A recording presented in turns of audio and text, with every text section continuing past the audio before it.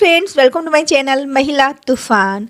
दोस्तों, तुलसी विवाह से जुड़ी संपूर्ण जानकारी आपको इस वीडियो में मिलेगी कि तुलसी विवाह हम कैसे संपन्न करते हैं और जो लोग विधि विधान से तुलसी विवाह नहीं भी कर पाते उन्हें क्या करना चाहिए, इस दिन तुलसी माता को क्या चढ़ाना जरूरी है और तुलसी माता को वो खोइचा दे सकते हैं तो हाँ, वो भी खोइचा दे सकते हैं और खोइचा में तुलसी माता को क्या दें। तो तुलसी विवाह का संपूर्ण विधि आपको इस वीडियो में इसकी जानकारी मिलेगी और कुंवारी लड़कियां क्या तुलसी माता की पूजा कर सकती हैं और खोइचा में तुलसी माता को क्या दें और तुलसी विवाह जो है वो 14 नवंबर को करें या 15 नवंबर को, या 14 नवंबर या 15 नवंबर को नहीं कर पाते हैं तो किस दिन करनी चाहिए। ऐसे तो छठ व्रत के बाद देव उठनी एकादशी के दिन ही हमें तुलसी विवाह करनी चाहिए, तो आप 15 नवंबर को ही तुलसी विवाह करें। लेकिन किसी कारणवश अगर आप तुलसी विवाह 15 नवंबर को नहीं कर पाते हैं तो पूर्णिमा के दिन भी आप कर सकते हैं। और जो लोग नियमित रूप से कार्तिक स्नान कर रहे हैं और कार्तिक का जो नियम है उनका पालन कर रहे हैं तो वो 5 दिन का व्रत रख सकते हैं। तो एकादशी से लेकर पूर्णिमा तक जो बीच में 5 दिन है वो फलाहार पर व्रत रख सकते हैं। तो इस तरह से उन्हें व्रत रखना है।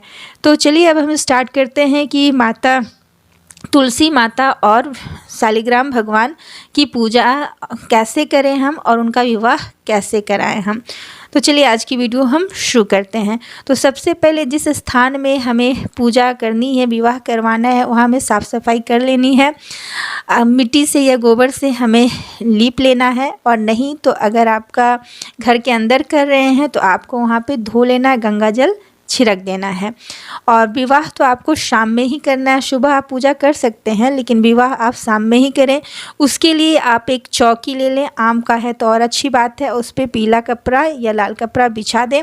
और उसके बाद शालिग्राम भगवान का तो मिलना मुश्किल है तो विष्णु, श्रीहरि या श्री कृष्ण भगवान, बाल गोपाल का भी आप एक मूर्ति ले सकते हैं, प्रतिमा ले सकते हैं और बगल में तुलसी माता को आप रख लें। उसके बाद जो है कलश, सबसे पहले आप कलश ले लें। एक कलश, आप पीतल का लोटा भी ले सकते हैं, मिट्टी वाला कलश भी ले सकते हैं और ऊपर ढकनी लें और ढकनी में आप चावल, रंगा हुआ पीला चावल ले लें और उसके ऊपर आप एक दिया जला लें। कलश में आपको पारी भी डालनी चाहिए या सेली भी आप डाल सकते हैं। वैसे आप पूजन के लिए कौन कौन सी सामग्री चाहिए तो मैं सबसे पहले सामग्री बताती हूँ। तो एक कलश ले, नारियल ले और एक ढकनी ले लें, मिट्टी का जो ढकनी होता है कलश पे रखने के लिए, और एक दिया ले लें, मिट्टी का ही दिया ले लें उसे जलाने के लिए कलश के ऊपर। तो इस तरह से उसके बाद इलायची ले, हल्दी ले, चावल ले, पंचामृत बनाएं। स्नान कराने के लिए जल ले ले, गंगा जल मिला हुआ जल ले ले एक लोटे में। लाल सिंदूर ले, पीला सिंदूर भी ले सकती हैं आप, पीला सिंदूर ही ले क्योंकि पीला सिंदूर शादी विवाह में चढ़ाना लगाना शुभ होता है। कुमकुम ले आप, सफ़ेद तिल ले, हल्दी की गांठ ले, लौंग इलायची ले और कलावा, कहने का मतलब कि आप रक्षा सूत्र ले, इत्र भी ले ले, राई भी ले, गुलाल ले और दक्षिणा के लिए कुछ मुद्राएं, पैसे भी ले लें। और विष्णु भगवान के लिए आप पीला वस्त्र ले, तुलसी माता के लिए लाल वस्त्र ले। आप साड़ी भी ले सकती हैं या छोटा सा ब्लाउज पीस नया हो या कोई भी छोटा लाल कपड़ा, पीला कपड़ा आप ले सकती हैं। रंगोली के लिए आप आटे से भी रंगोली बना सकती हैं, गुलाल से भी बना सकती हैं, हल्दी में मिलाकर भी, चावल पीस कर भी आप बना सकती हैं। और सुपारी से आपको, सुपारी एक ज़रूर लेना है। सुपारी में रक्षा सूत्र से लपेट कर आपको गणेश भगवान बनाना है। और आप गौरी माता बनाना चाहती हैं तो आप हल्दी को भिगोकर उसी से बना सकती हैं। तो इस तरह से आपको पीसी हुई हल्दी भी लेनी है। और सुहाग का जोड़ा के लिए आपको सुहाग का जोड़ा में मतलब एक साड़ी या चुनरी आप ले सकती हैं माता तुलसी को चढ़ाने के लिए। और सुहाग की चीज़ें में बिंदी, सिंदूर, आलता, चूड़ी कम से कम आपको माता को अर्पण करना चाहिए चढ़ाने के लिए। और इस दिन ईख का बहुत महत्व है, ईख से आप मंडप बना सकती हैं। और ईख इस दिन चूसना भी बहुत शुभ और अच्छा माना जाता है पति पत्नी के प्रेम के लिए। तो आप इस दिन ईख चूस सकती हैं। और भगवान को भोग भी इस दिन लगाना चाहिए ईख का, खासकर तुलसी माता को। और पानी फल में आपको पानी फल, ऋतु फल भी आपको ले लेना है, सेब केला जो भी है, नहीं तो कम से कम पानी फल ले। और आंवला का इस दिन विशेष महत्व है, तो आप आंवला भी ज़रूर लें। और बताशा जो सफ़ेद चीज़ें हैं तुलसी माता को बहुत प्रिय हैं, तो आपको बताशा भी ज़रूर चढ़ाना चाहिए। और चिवड़ा का भी भोग लगाना चाहिए, चिवड़ा भी आप जरूर ले। इसे पोहा भी बहुत जगह पे कहा जाता है, तो चिवड़ा भी आप ले लें। पंचमेवा भी आप ले सकते हैं। और पीले रंग की मिठाई ले, विष्णु भगवान को पीला रंग बहुत पसंद है, तो पीले रंग का पुष्प विष्णु भगवान को आप अर्पित करें। और माता तुलसी को लाल फूल आप चढ़ाएं। और पीले रंग की मिठाई भी आप विष्णु भगवान को चढ़ा सकते हो। घर में भी कुछ मीठा खाना मिठाई आप कुछ बनाएं ज़रूर। और सफ़ेद मिठाइयाँ तो आप ज़रूर लें। तो कार्तिक मास की एकादशी जो है शुक्ल पक्ष में हम लोग ये तुलसी विवाह कराते हैं। तो तुलसी विवाह का बहुत विशेष महत्व होता है। तुलसी विवाह जो भी महिला करती है उनके अपने पति से संबंध बहुत अच्छे बनते, परिवार में सुख शांति रहती है। तो ये तुलसी विवाह आप अवश्य करें। है कि तुलसी विवाह के लिए हमने सारी सामग्रियां ले ली हैं। और उस सामग्री में आप जनेऊ भी ना भूलें। जनेऊ आप 2 जनेऊ ले लें, एक गणेश भगवान को चढ़ाने के लिए और एक विष्णु भगवान को चढ़ाने के लिए। अब हम पूजा स्टार्ट करते हैं कि पूजा कैसे करनी है। तो सबसे पहले पूजा स्टार्ट करने के लिए जो है विष्णु भगवान और तुलसी माता को आप जल से स्नान कराएँ। आम का पत्ता आप अपने उंगली में रिंग बनाकर पहन लें। और नहीं तो सोने की अंगूठी है तो ठीक है, ऐसा आपको करना चाहिए। खाली हाथ अंगुली नहीं रहनी चाहिए। तो आम के पत्ते से अंगूठी बना लें, नहीं तो सोने की अंगूठी आप ज़रूर पहने। उसके बाद है भगवान को सबसे पहले गंगा जल मिलाकर स्नान कराए, तुलसी माता को भी, विष्णु भगवान को भी। उसके बाद विष्णु भगवान को आपको चंदन लगाना चाहिए, चंदन। और माता तुलसी को पीला सिंदूर लगाएं। उसके बाद विष्णु भगवान को अक्षत में पीला अक्षत चढ़ाएं, लगाएं। और कलश आप सबसे पहले रख ले, कलश में आम का पल्लो रखें, उसमें आप कसेली भी कलश में आप डाल सकती हैं। उसमें रंगा हुआ पीला चावल ले ले ऊपर कलश के ऊपर ढकनी में। और उसके बाद उस पर दिया आप एक सरसों का तेल का या घी का भी जला सकती हैं, रख लें। तो इस तरह से आपका कलश तैयार हो गया। और उस कलश को आप स्वास्तिक बनाकर सजा लें या 5 बार सिंदूर से टिक लें। इस तरह से आपको करनी है।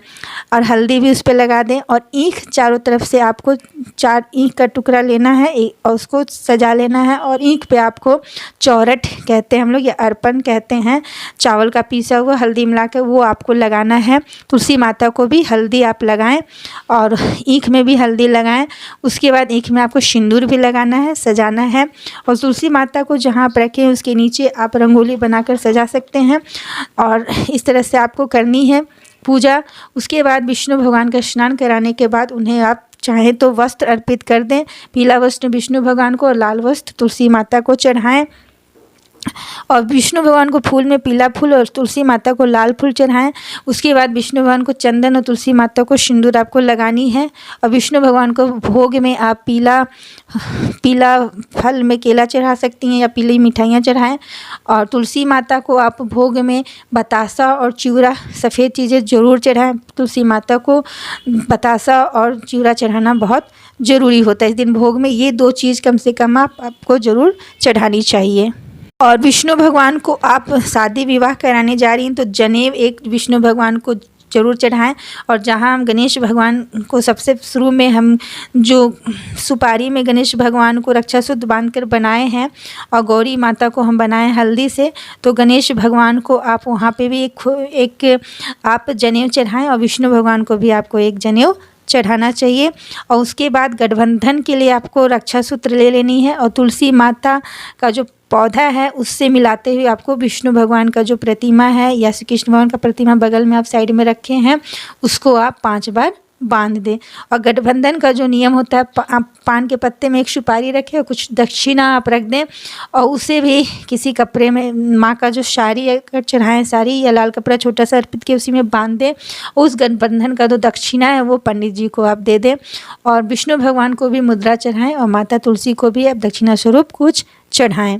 तुलसी माता को इस दिन आप खोइचा भी जरूर दें। खोइचा आप पीला कपड़ा या लाल कपड़ा कोई भी छोटा सा ले लें। आपके घर में कोई भी नया कपड़ा हो तो, ब्लाउज पीस या कुछ भी बचा हुआ अच्छा साफ़ सुथरा कपड़ा, नया कपड़ा हो तो, और उसमें खोइचा में आपको बताशा और चिवड़ा लेनी है और दुर्वा लेना है और हल्दी की गांठ लेनी है या पीला हल्दी पिसा हुआ लेना है और बताशा या कुछ मिठाई भी आप उसमें रख सकते हैं और 11 रुपये 21 रुपये जो भी क्षमता अनुसार आप कुछ उसमें मुद्रा भी रख दें।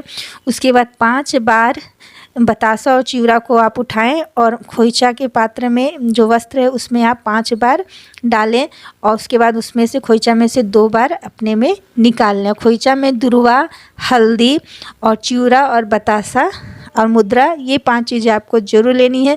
इस चीज़ का आप ध्यान रखें। इस तरह माता तुलसी को आप खोइचा दें। ये खोइचा तुलसी प्लांट की टहनी में आप बांध सकती हैं और नहीं तो आप पास में भी रख सकती हैं।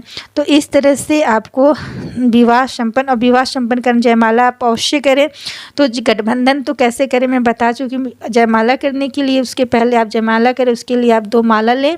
फूलों की माला भी ले सकती हैं, कोई भी माला लें और उसके बाद तुलसी जी में छुआ कर आप विष्णु भगवान को पहना दें और दूसरी जयमाला विष्णु भगवान को टच करा के छुआ के तुलसी माता को पहना दें।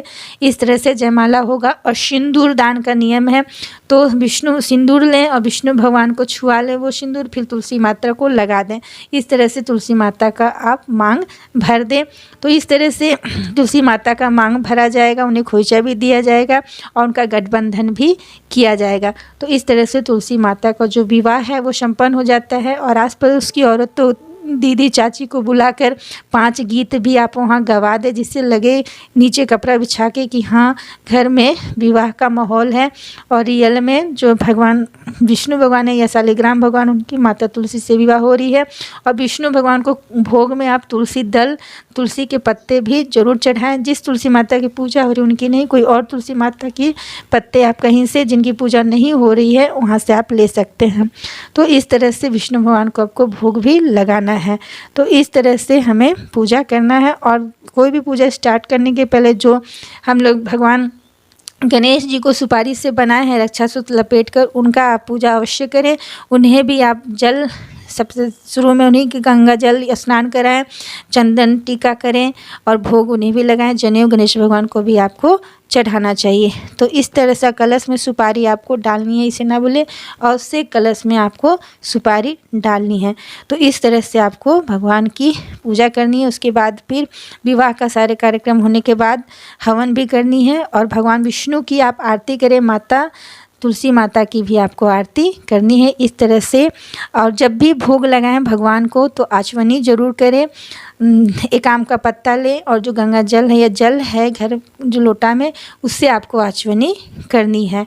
तो इस तरह से आपको सारे विधि विधान से तुलसी माता विष्णु भगवान का पूजा करना है। और पूजन करते समय या विष्णु भगवान का जो भी काम है पूजा पाठ का, तुलसी विवाह का हम करते हैं, तो वो उस समय एक मंत्र का जाप मन मन में करते रहें, ओम नमो भगवते वासुदेवाय। तो इस तरह से आपको उस मंत्र का भी जाप करते रहना है। तो इस तरह से, और जो लोग विधि विधान से तुलसी पूजा नहीं भी कर पाते हैं, जैसे मान लेते हैं कोई पीरियड है, कोई कारण है, तो उनको क्या करना है कि वो पूर्णिमा के दिन भी तुलसी विवाह कर सकती हैं।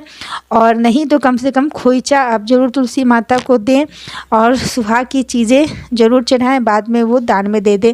और सुहाग की चीज़ें में सिंदूर, बिंदी, आलता, चूड़ी कम से कम ज़रूर तुलसी माता को आपको चढ़ानी चाहिए। तो इस तरह से आप तुलसी विवाह के दिन भी कर सकते हैं और पुण्य के भागी बन सकते हैं। आज की वीडियो में बस इतना ही। वीडियो अच्छी लगी हो तो लाइक करें, शेयर करें, कमेंट करें। मेरे चैनल पर नए हैं तो सब्सक्राइब करें। जय तुलसी माता, जय शालिग्राम भगवान की जय हो।